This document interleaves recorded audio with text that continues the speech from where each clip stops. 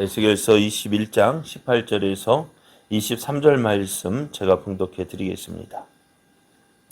여호와의 말씀이 내게 임하여 이르시되 인자야 너는 바벨론 왕의 칼이 올 두 길을 한 땅에서 나오도록 그리되 곧 성으로 들어가는 길 어귀에다가 길이 나뉘는 지시표를 하여 칼이 암몬 족속의 라빠에 이르는 길과 유다의 견고한 성 예루살렘에 이르는 길을 그리라. 바벨론 왕이 갈렛길 곧 두 길 어귀에 서서 점을 치되 화살들을 흔들어 우상에게 묻고 희생 제물의 간을 살펴서 오른손에 예루살렘으로 갈 점괘를 얻었으므로 공성태를 설치하며 입을 벌리고 죽이며 소리를 높여 외치며 성문을 향하여 공성태를 설치하고 토성을 쌓고 사다리를 세우게 되었나니 전에 그들에게 맹약한 자들은 그것을 거짓 점괘로 여길 것이나 바벨론 왕은 그 죄악을 기억하고 그 무리를 잡으리라. 아멘. 할렐루야. 우리를 사랑하시는 하나님께서 오늘도 어김없이 우리에게 새날을 허락해 주셨습니다. 하나님께서 허락하신 오늘이 우리의 생에 하나님을 기쁘시게 하는 복된 날 되기를 예수님의 이름으로 축복합니다. 오늘 우리에게 주신 하나님 말씀을 통해서 하나님은 작은 것까지도 사용하십니다. 하나님은 작은 것까지도 사용하십니다. 이런 제목으로 하나님 말씀을 증거하겠습니다. 하나님은 이스라엘을 사랑하십니다. 하지만 이스라엘은 하나님을 사랑하지 않고 또 하나님 말씀에 불순종하였습니다. 하나님 말씀에 불순종해서 제 길을 향하고 있는 이스라엘을 하나님께 돌리기 위하여서 수많은 선지자들을 보내셨어요. 하지만 이스라엘은 하나님 말씀을 듣지 않았습니다. 이제 하나님은 저들의 죄를 심판하기로 작정하셨습니다. 말씀을 듣지 않는 저들이 어떻게 하면 하나님 말씀을 들을까 해서 오늘 에스겔에게는 여러 가지 동작을 취하며 하나님 말씀을 전하라고 하셨습니다. 하나님께서 이렇게 하신 이유가 뭘까요? 예? 무엇 때문일까요? 예? 어떻게 해서든지 저들에게 하나님 말씀을 전하고 저들이 하나님 말씀 듣고 하나님께로 돌이키도록 하기 위해서였어요. 그렇게 하나님은 하나님 말씀을 듣지 않는 이스라엘에게 또 하나님 말씀을 전하고자 하셨습니다. 자, 그러면은 하나님 말씀이 선포되었을 때에 이스라엘은 하나님 말씀 어떻게 했을까요? 들었습니까? 듣지 않았습니다. 자, 듣지 않았다고 해서요, 하나님의 심판이 뒤로 미뤄질까요? 나 안 받겠다고 해서 그 심판 안 받을까요? 예? 어떻게 될까요? 재판장에서 나 그거 안 받겠다. 재판장 공파 그러니까 선고를 하는데 나 그거 안 받겠다 하면은 안 받을 수 있을까요? 내가 거부한다 해도 거부할 수 없는 것이 심판입니다. 사람이 듣지 않았다고 해서 하나님의 심판이 뒤로 미뤄지지 않습니다. 하나님의 심판은 하나님이 정하신 때에 반드시 임합니다. 오늘 하나님은 에스겔에게 다시 한번 행동으로 하나님 말씀을 전하라고 하셔요. 어떻게 전하느냐? 길에다가 길을 만드는데 그리는데 한쪽에서 길을 택해서 쭉 오다가 우리 지금 약도처럼요.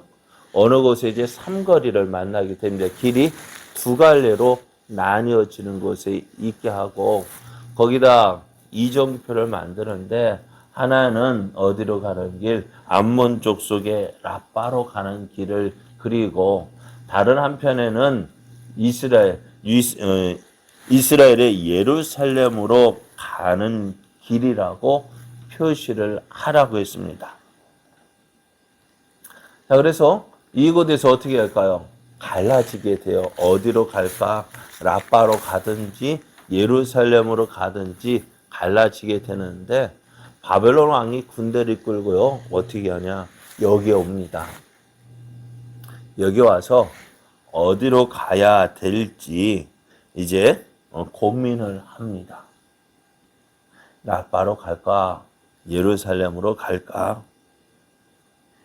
그러다 고민하다가 당시 사람들이 쓰는 점을 치는데요. 이 일에 얼마나 신중을 기하는지 세 가지로 점을 쳐요. 어떻게 치느냐? 하살에다가 우리도 종종 그렇게 하죠. 하살에다가 어느 제비뽑기 하는 식으로 라빠냐 예루살렘이냐 그걸 적어가지고 뽑습니다. 그렇게 뽑았어요. 어디가 나왔을까요? 그리고요, 이제 드라빔을 가지고 점을 쳐요. 드라빔을 가지고 인을 넣든지 해서 그 드라빔에게 물어요. 자, 드라빔이라는 것은 어떤 큰 불상이 아니라 손에 들어가는 조그만 우상 덩어리 같은 거. 조그맣게 만든 어떤 우상 형상인데요. 그거 가지고 점을 쳤어요. 또 하나는 짐승을 잡아서 제물로 삼을 때에 그 짐승의 간을 살펴서 어떤 모양 따라서 어디로 갈까 그것을 결정하게 되어지는데요. 오늘 바벨론 왕이 이 삼거리 와서 어디로 갈까 결정하는데 세 가지 점을 쳤어요. 그렇게 해서 그렇게 해서 어디로 가야 할지 정했는데 그렇게 해서 결정된 곳이 어디냐? 예루살렘이었다는 거예요. 이제 어디로 가야 될지 결정한 바벨론 왕은 이제 예루살렘을 공격하기로 결정하고 군사를 이제 예루살렘으로 향하게 했습니다. 이렇게 예루살렘을 향한 바벨론 군대는 예루살렘 와서 예루살렘 성을 둘러싸고 성을 공격하기 위한 무기들을 설치하고 그렇게 해서 결국에 어떻게 되어져요? 예루살렘이 함락되어집니다. 오늘 어떻게 보면은 바벨론 왕의 점괘에 의해서 예루살렘이 공격을 당했다는 말은요. 사람들이 듣기는 참 어리석어 보여요. 제비뽑기에서 우상에게 물어봐서 간의 상태를 살펴서 이렇게 한나라의 운명이 이렇게 아무것도 아닌 미신에 의해서 결정되어질 수 있느냐 하면서 이런 일은 없다. 참 어리석다. 라고 말을 하지만은요. 이 어리석어 보이는 사람들이 어리석어 보이는 그 일에 하나님이 개입하셨다면 어떻게 될까요? 하나님께서 이렇게 바벨론의 그 군사의 방향, 그 바벨론 왕의 그 점괘에 개입한 이유가 뭘까요? 바로 이스라엘의 죄악 때문입니다. 역사적인 면에서 볼 때에 예루살렘은 바벨론과 언약을 맺었어요. 당시 이스라엘 왕 시드기야 왕은 바벨론과 언약을 맺었어요. 왜요? 사로잡아간 여호야긴 왕을 사로잡아갈 때 여호야긴을 사로잡아가고 누구를? 시드기야를 왕으로 세우면서 바벨론만 섬기기로 약속을 했단 말이에요. 그런데 그 바벨론과 맺은 약속을 깨뜨리는 죄를 지었고요. 영적인 면에서는요, 예루살렘은 바벨론에게 반역하지 말라는 하나님의 말씀을 무시하는 불순종의 죄를 지었던 거예요. 예레미야서를 보면은 예레미야가 시드기야 왕에게 애굽을 섬기자는 사람 말 듣지 말고 하나님은 바벨론을 섬기라고 말씀하신다. 그렇게 외쳐 이야기해도 시드기야 왕은 듣지 않았어요. 오늘 예루살렘을 공격하는 것이 바벨론 왕의 점괘에 의해 결정되었다는 사실, 참 충격적인 일이 아닐 수가 없습니다.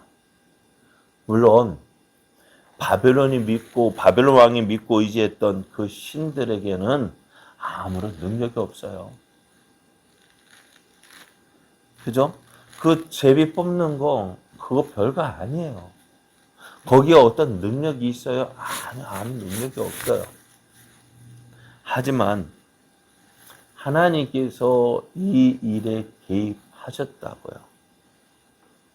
사람이 제비를 뽑지만 그것을 결정하시는 분은 누구셔요? 하나님이셔요. 하나님께서 바벨론 왕의 마음을 움직이시고 저가 믿고 의지했던 그 우상이 아무것도 아니지만은 그것을 통해서 하나님은 역사하셨다는 것입니다. 하나님이 죄인인 바벨론 왕의 악한 행동인 점수를 이용해서 하나님의 뜻을 이루어 가셨다는 거예요. 그렇게 해서 어떻게 해요? 하나님은 이스라엘 향한 하나님의 멸망 계획을 이루셨습니다. 성취하셨어요. 자, 오늘 하나님의 뜻은요, 어느 누구도 막을 수 없어요. 하나님의 뜻은 어떻게 해서든지 이루어집니다. 보십시오. 예수님의 탄생, 예수님이 태어나시기 전에 마리아와 요셉은 어디에서 살고 있었죠? 네? 어디에서 살고 있었어요? 나사렛이라는 동네에 살고 있었습니다. 그런데 당시에 여행하는 것이 지금도 여행한다는 것도 큰맘 먹지 않으면 안 되는 일이잖아요. 그런데 나사렛에 살고 있던 그 마리아와 요셉이 어떻게 베들레헴까지 가게 되었어요? 네? 어떻게요? 성경을 응하게 하려고 마리아와 요셉이 말이야, 예수님이 어디에 베들레헴에 태어난다 하셨으니까 우리 거기 가서 나야지 하고 베들레헴에 가서 나왔습니까? 아니잖아요. 무엇에 의해서? 가이사 아구스토의 그 호정령에 의해서 가게 되었단 말이에요. 하나님은 이렇게 하나님의 뜻을 이루기 위해서 어떻게 해요?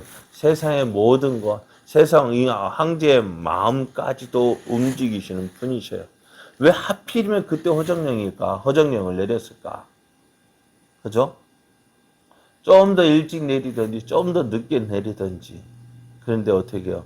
하나님은 하나님의 정하신 때에 하나님의 뜻을 이루어 가십니다. 어떻게 보면 모든 것, 별거 아닌 것까지도 그것을 사용해서 하나님의 뜻을 반드시 이루어 가신다는 거예요. 자, 이런 하나님의 뜻 앞에서 우리가 해야 할 일이 무엇일까요? 네?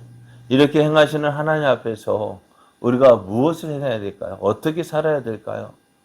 하나님 안 돼요. 그렇게 막는다고 해서 하나님의 뜻이 이루어지지 않을까요? 그러면 오늘 우리는 어떻게 살아야 될까요? 그 하나님의 뜻, 그 뜻에 순종하는 것입니다. 하나님의 뜻에 순종하는 것이 우리가 해야 할 일이라는 거예요. 거세게 밀려오는 그 파도 막을 수 있을까요? 못 막아요. 하나님의 뜻, 역시 못 막아요. 그래서 그 하나님의 뜻이 온전히 내게 이루어지도록 하나님의 우리를 향한 하나님의 뜻은 무엇입니까? 우리를 망하게 하고 우리의 심판하는 것이 아니라 좋은 것을 주시기 위해서 우리에게 말씀하시는데 우리가 그 좋은 것 주시는 하나님의 뜻을 거역하고 그 하나님의 뜻에 불순종하니까 심판하시는 거 아니에요? 안 그래요? 그러면 오늘 우리는 어떻게 살아야 될까요? 좋은 것 주시려는 하나님의 뜻을 알고 하나님의 뜻에 순종하는 것이 우리들이 해야 할 일입니다. 그래서 신앙생활이 뭐라 했어요? 내 뜻을 내려놓고 우리를 향한 하나님의 뜻을 찾고 그 뜻을 붙잡고 그 뜻이 이루어지기를 원하는 것이 신앙생활이라 했습니다. 오늘 우리를 향한 하나님의 뜻, 하나님, 나를 향한 하나님의 뜻이 어디에 있습니까? 내가 무엇을 해야 합니까? 나를 통해서 이루시고자 하시는 일이 무엇입니까? 그 뜻을 찾아서 그 뜻을 이루어가는 삶이 정말 복된 삶입니다. 오늘 하루도 우리의 하나님의 뜻을 찾고 구하고 그래서 그 뜻을 이루어가는 삶을 살아감으로 하나님께서 주시는 모든 좋은 것들을 풍성하게 누리는 우리의 삶 되어지기를 예수님의 이름으로 축복합니다. 축복합니다.